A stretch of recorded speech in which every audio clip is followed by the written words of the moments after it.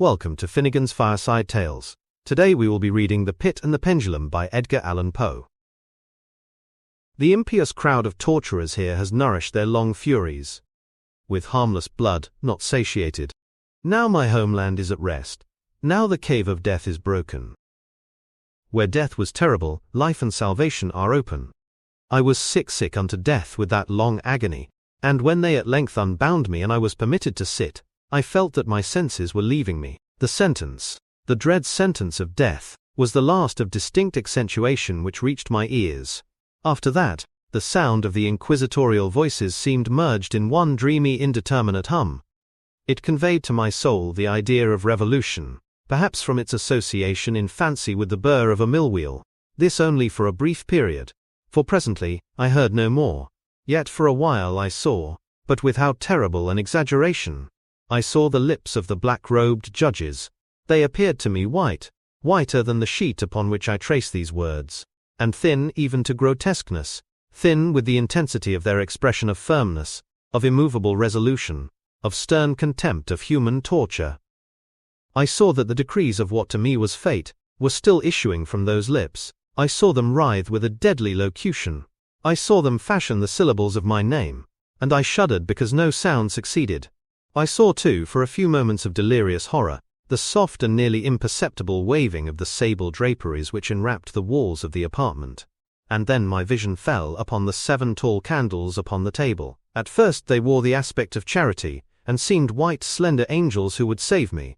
But then, all at once, there came a most deadly nausea over my spirit, and I felt every fibre in my frame thrill as if I had touched the wire of a galvanic battery, while the angel forms became meaningless spectres with heads of flame, and I saw that from them there would be no help. And then there stole into my fancy, like a rich musical note, the thought of what sweet rest there must be in the grave. The thought came gently and stealthily, and it seemed long before it attained full appreciation. But just as my spirit came at length properly to feel and entertain it, the figures of the judges vanished, as if magically from before me. The tall candles sank into nothingness. Their flames went out utterly, the blackness of darkness supervened, all sensations appeared swallowed up in a mad rushing descent as of the soul into Hades. Then silence and stillness and night were the universe. I had swooned, but still will not say that all of consciousness was lost. What of it there remained I will not attempt to define, or even to describe. Yet all was not lost. In the deepest slumber, no, Calcio. In delirium, no. In a swoon, no. In death, no. Even in the grave all is not lost. Else there is no immortality for man. Arousing from the most profound of slumbers, we break the gossamer web of some dream, yet in a second afterward, so frail may that web have been, we remember not that we have dreamed. In the return to life from the swoon, there are 2 stages. First, that of the sense of mental or spiritual. Secondly, that of the sense of physical existence. It seems probable that if, upon reaching the second stage, we could recall the impressions of the first, we should find these impressions eloquent in memories of the gulf beyond. And that gulf is what? How at least shall we distinguish its shadows from those of the tomb? But if the impressions of what I have termed the first stage are not at will recalled, yet after long interval, do they not come unbidden, while we marvel whence they come? He who has never swooned is not he who finds strange palaces and wildly familiar faces in coals that glow, is not he who beholds floating in mid-air the sad visions that the many may not view, is not he who ponders over the perfume of some novel flower, is not he whose brain grows bewildered with the meaning of some musical cadence which has never before arrested his attention. Amid frequent and thoughtful endeavors to remember, amid earnest struggles to regather some token of the state of seeming nothingness into which my soul had lapsed, there have been moments when I have dreamed of success. There have been brief, very brief periods when I have conjured up remembrances which the lucid reason of a later epoch assures me could have had reference only to that condition of seeming unconsciousness. These shadows of memory tell indistinctly of tall figures that lifted and bore me in silence down, still down, till a hideous dizziness oppressed me at the mere idea of the interminableness of the descent.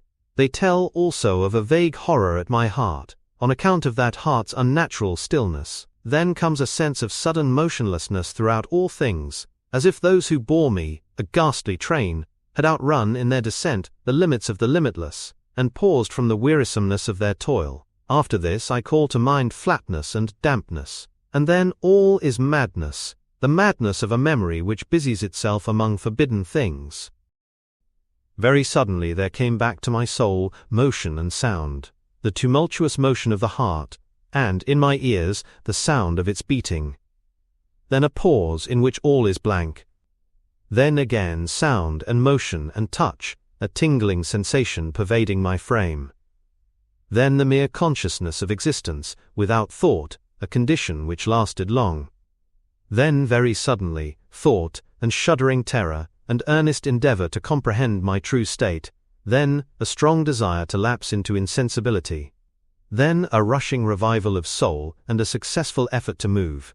And now a full memory of the trial, of the judges, of the sable draperies, of the sentence, of the sickness, of the swoon, then entire forgetfulness of all that followed, of all that a later day, and much earnestness of endeavor, have enabled me vaguely to recall. So far, I had not opened my eyes. I felt that I lay upon my back, unbound. I reached out my hand, and it fell heavily upon something damp and hard. There I suffered it to remain for many minutes, while I strove to imagine where and what I could be. I longed, yet dared not to employ my vision. I dreaded the first glance at objects around me. It was not that I feared to look upon things horrible, but that I grew aghast, lest there should be nothing to see. At length, with a wild desperation at heart, I quickly unclosed my eyes. My worst thoughts then were confirmed. The blackness of eternal night encompassed me. I struggled for breath. The intensity of the darkness seemed to oppress and stifle me. The atmosphere was intolerably close. I still lay quietly, and made effort to exercise my reason.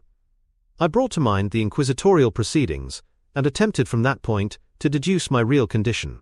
The sentence had passed, and it appeared to me that a very long interval of time had since elapsed. Yet not for a moment did I suppose myself actually dead. Such a supposition, notwithstanding what we read in fiction, is altogether inconsistent with real existence. But where, and in what state was I? The condemned to death, I knew, perished, and one of these had been held on the very night of the day of my trial. Had I been remanded to my dungeon, to await the next sacrifice, which would not take place for many months? This, I at once saw, could not be. Victims had been in immediate demand. Moreover, my dungeon, as well as all the condemned cells at Toledo, had stone floors, and light was not altogether excluded. A fearful idea now suddenly drove the blood in torrents upon my heart, and for a brief period, I once more relapsed into insensibility. Upon recovering, I at once started to my feet, trembling convulsively in every fibre. I thrust my arms wildly above and around me in all directions. I felt nothing, yet dreaded to move a step, lest I should be impeded by the walls of a tomb. Perspiration burst from every pore, and stood in cold big beads upon my forehead. The agony of suspense grew at length intolerable, and I cautiously moved forward, with my arms extended and my eyes straining from their sockets, in the hope of catching some faint ray of light. I proceeded for many paces, but still, all was blackness and vacancy. I breathed more freely. It seemed evident that mine was not, at least, the most hideous of fates. And now, as I still continued to step cautiously onward, there came thronging upon my recollection 1,000 vague rumors of the horrors of Toledo. Of the dungeons there had been strange things narrated, fables, I had always deemed them, but yet strange, and too ghastly to repeat, save in a whisper. Was I left to perish of starvation in this subterranean world of darkness, or what fate, perhaps even more fearful, awaited me? That the result would be death, and a death of more than customary bitterness, I knew too well the character of my judges to doubt. The mode and the hour were all that occupied or distracted me. My outstretched hands at length encountered some solid obstruction. It was a wall, seemingly of stone masonry, very smooth, slimy, and cold. I followed it up, stepping with all the careful distrust with which certain antique narratives had inspired me. This process, however, afforded me no means of ascertaining the dimensions of my dungeon, as I might make its circuit and return to the point whence I set out, without being aware of the fact, so perfectly uniform seemed the wall. I therefore sought the knife which had been in my pocket when led into the inquisitorial chamber, but it was gone. My clothes had been exchanged for a wrapper of coarse serge. I had thought of forcing the blade in some minute crevice of the masonry, so as to identify my point of departure. The difficulty, nevertheless, was but trivial, although, in the disorder of my fancy, it seemed at first insuperable. I tore a part of the hem from the robe and placed the fragment at full length, and at right angles to the wall. In groping my way around the prison, I could not fail to encounter this rag upon completing the circuit. So, at least, I thought. But I had not counted upon the extent of the dungeon, or upon my own weakness. The ground was moist and slippery. I staggered onward for some time, when I stumbled and fell. My excessive fatigue induced me to remain prostrate, and sleep soon overtook me as I lay. Upon awaking and stretching forth an arm, I found beside me a loaf and a pitcher with water. I was too much exhausted to reflect upon this circumstance, but ate and drank with avidity. Shortly afterward, I resumed my tour around the prison, and with much toil, came at last upon the fragment of the serge. Up to the period when I fell, I had counted 52 paces, and upon resuming my walk, I had counted 48 more when I arrived at the rag. There were in all, then, 100 paces, and admitting 2 paces to the yard, I presumed the dungeon to be 50 yards in circuit. I had met, however, with many angles in the wall, and thus I could form no guess at the shape of the vault, for vault I could not help supposing it to be. I had little object, certainly no hope, in these researches, but a vague curiosity prompted me to continue them. Quitting the wall, I resolved to cross the area of the enclosure. At first I proceeded with extreme caution, for the floor, although seemingly of solid material, was treacherous with slime. At length, however, I took courage, and did not hesitate to step firmly, endeavoring to cross in as direct a line as possible. I had advanced some 10 or 12 paces in this manner, when the remnant of the torn hem of my robe became entangled between my legs. I stepped on it, and fell violently on my face. In the confusion attending my fall, I did not immediately apprehend a somewhat startling circumstance, which yet, in a few seconds afterward, and while I still lay prostrate, arrested my attention. It was this: my chin rested upon the floor of the prison, but my lips, and the upper portion of my head, although seemingly at a less elevation than the chin, touched nothing.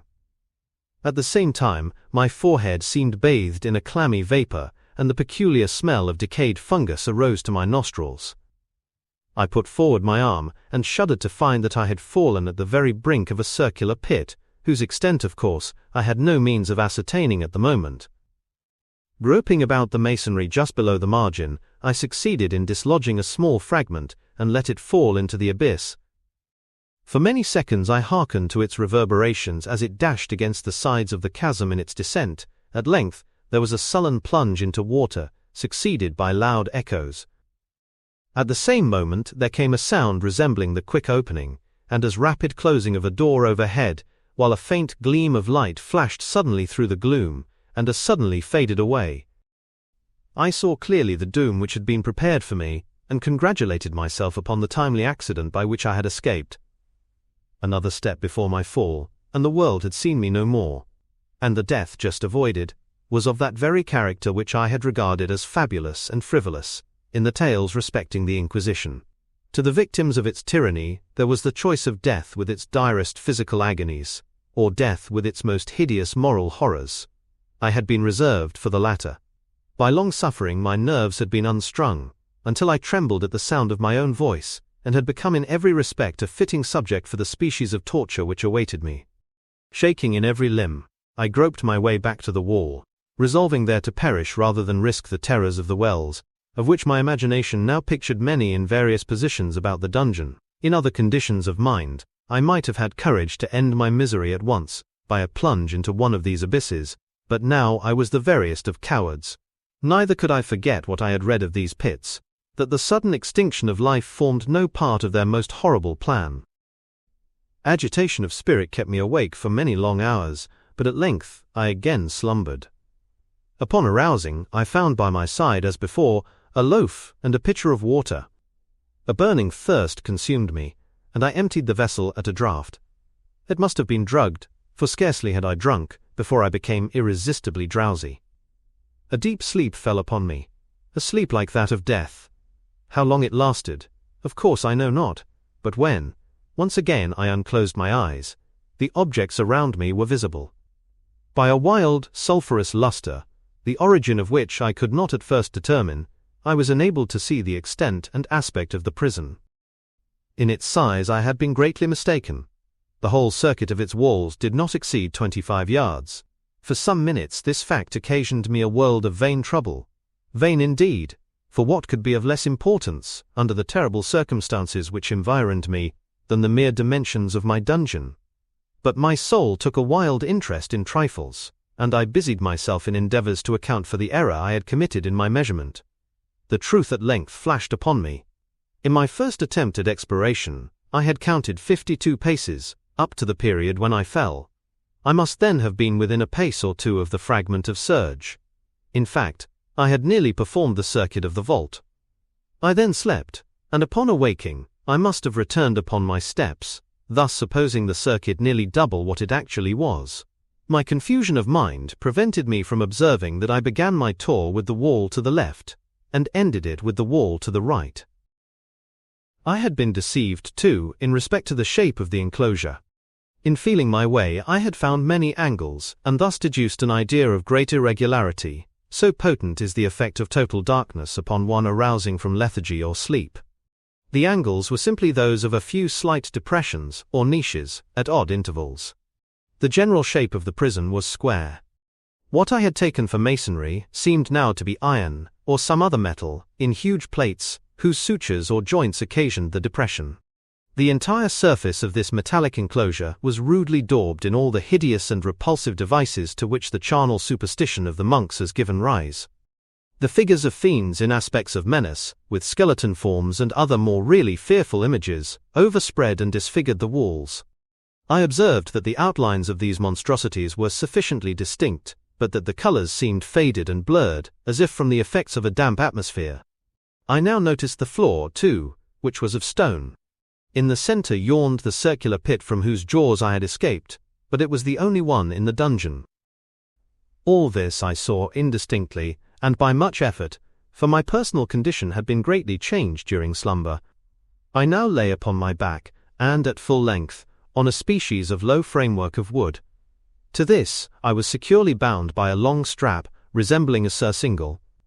It passed in many convolutions about my limbs and body, leaving at liberty only my head and my left arm to such extent that I could, by dint of much exertion, supply myself with food from an earthen dish which lay by my side on the floor.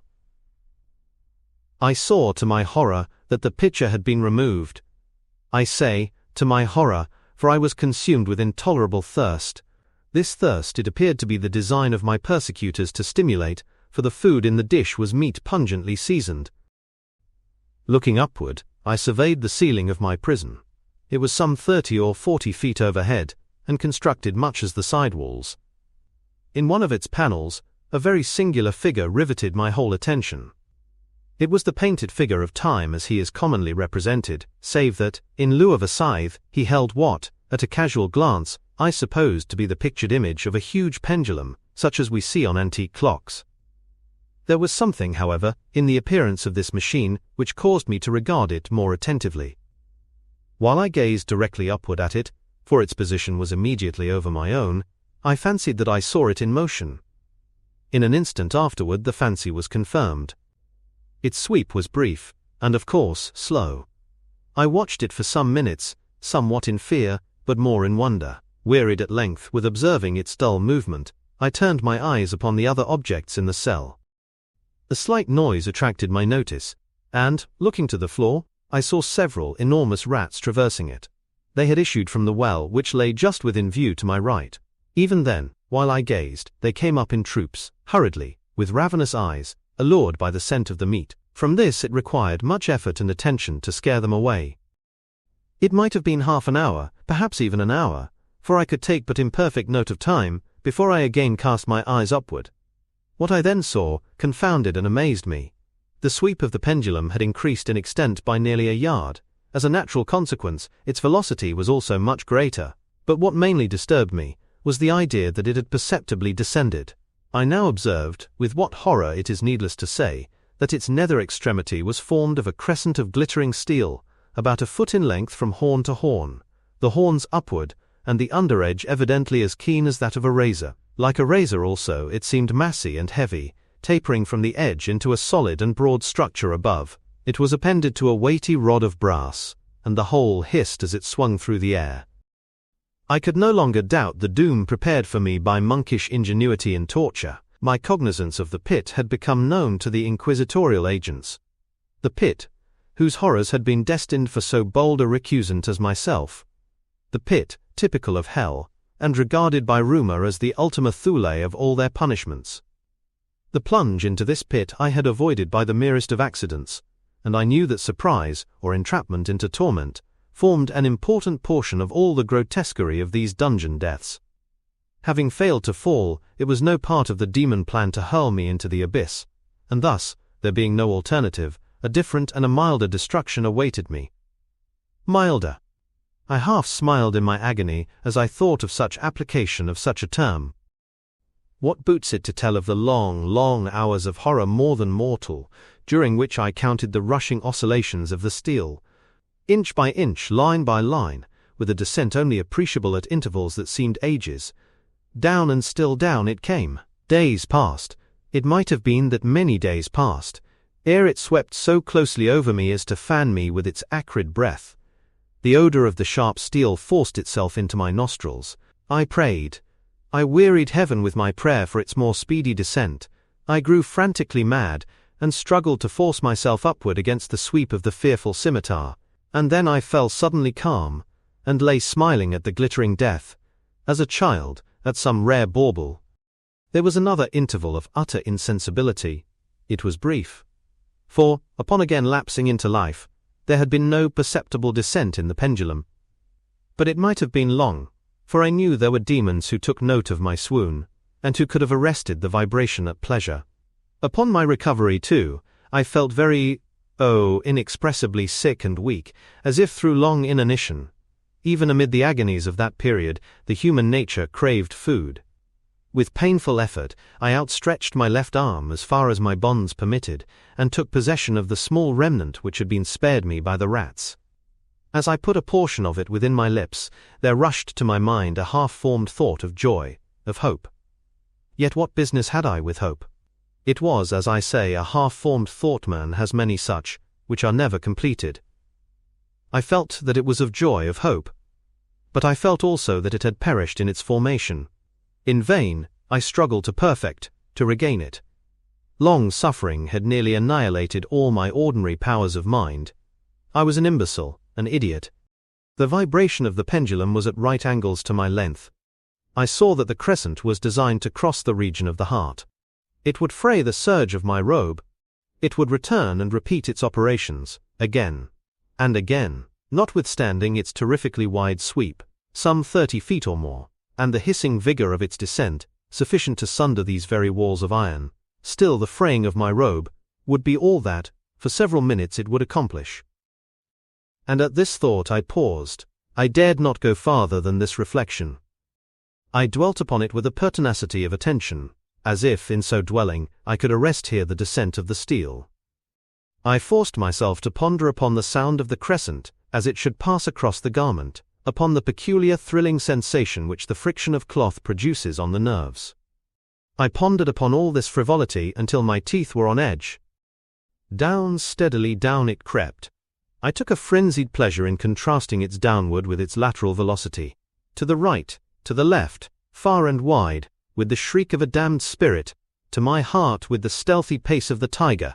I alternately laughed and howled, as the one or the other idea grew predominant.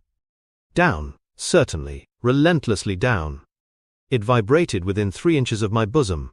I struggled violently, furiously, to free my left arm.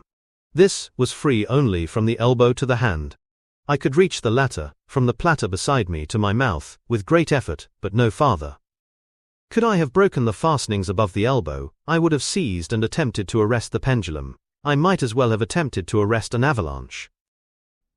Down, still unceasingly, still inevitably down. I gasped and struggled at each vibration. I shrunk convulsively at its every sweep.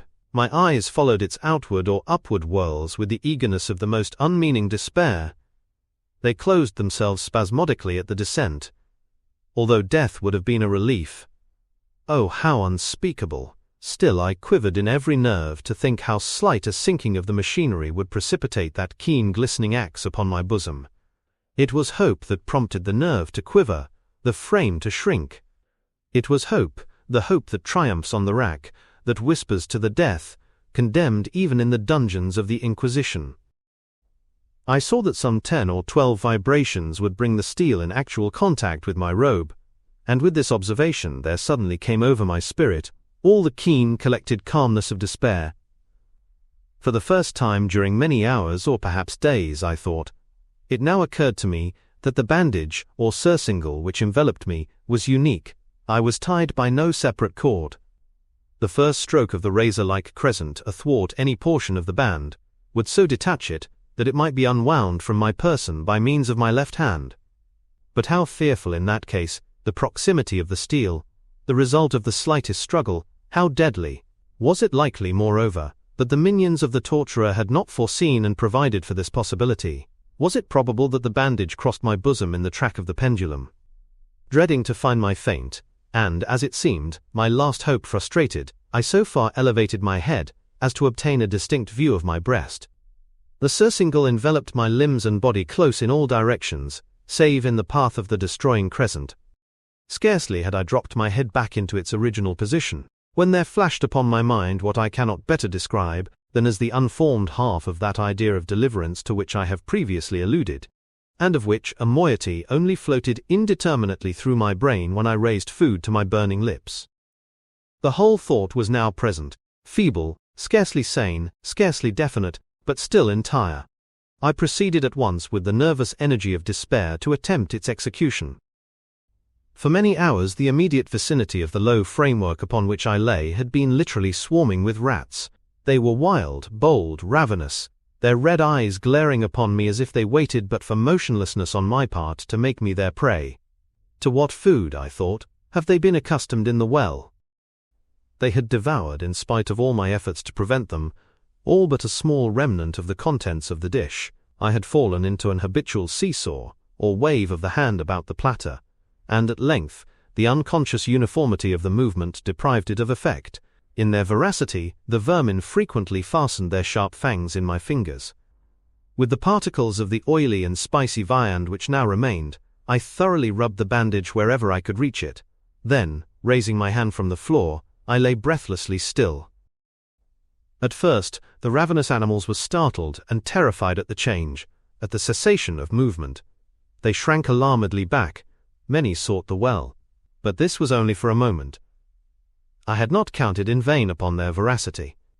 Observing that I remained without motion, one or two of the boldest leaped upon the framework and smelt at the surcingle. This seemed the signal for a general rush, and forth from the well they hurried in fresh troops.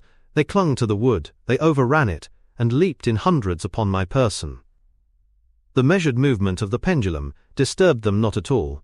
Avoiding its strokes, they busied themselves with the anointed bandage. They pressed, they swarmed upon me in ever-accumulating heaps, they writhed upon my throat. Their cold lips sought my own. I was half stifled by their thronging pressure. Disgust, for which the world has no name, swelled my bosom, and chilled, with a heavy clamminess, my heart. Yet 1 minute, and I felt that the struggle would be over. Plainly I perceived the loosening of the bandage. I knew that in more than one place it must be already severed. With a more than human resolution I lay still. Nor had I erred in my calculations, nor had I endured in vain. I at length felt that I was free. The surcingle hung in ribbons from my body, but the stroke of the pendulum already pressed upon my bosom. It had divided the serge of the robe. It had cut through the linen beneath. Twice again it swung, and a sharp sense of pain shot through every nerve. But the moment of escape had arrived. At a wave of my hand my deliverers hurried tumultuously away. With a steady movement, cautious, sidelong, shrinking and slow, I slid from the embrace of the bandage and beyond the reach of the scimitar. For the moment at least, I was free. Free, and in the grasp of the Inquisition. I had scarcely stepped from my wooden bed of horror upon the stone floor of the prison, when the motion of the hellish machine ceased, and I beheld it drawn up, by some invisible force, through the ceiling. This was a lesson which I took desperately to heart. My every motion was undoubtedly watched. Free. I had but escaped death in one form of agony. to be delivered unto worse than death in some other. With that thought I rolled my eyes nervously around on the barriers of iron that hemmed me in. Something unusual, some change which, at first, I could not appreciate distinctly, it was obvious, had taken place in the apartment. For many minutes of a dreamy and trembling abstraction, I busied myself in vain, unconnected conjecture. During this period I became aware, for the first time, of the origin of the sulphurous light which illumined the cell. It proceeded from a fissure, about half an inch in width, extending entirely around the prison at the base of the walls, which thus appeared, and were completely separated from the floor. I endeavored, but of course in vain, to look through the aperture. As I arose from the attempt, the mystery of the alteration in the chamber broke at once upon my understanding. I have observed that although the outlines of the figures upon the walls were sufficiently distinct, yet the colors seemed blurred and indefinite. These colors had now assumed, and were momentarily assuming, a startling and most intense brilliancy, that gave to the spectral and fiendish portraitures an aspect that might have thrilled even firmer nerves than my own. Demon eyes, of a wild and ghastly vivacity, glared upon me in 1,000 directions, where none had been visible before, and gleamed with the lurid luster of a fire that I could not force my imagination to regard as unreal. Unreal. Even while I breathed there came to my nostrils the breath of the vapor of heated iron. A suffocating odor pervaded the prison. A deeper glow settled each moment in the eyes that glared at my agonies.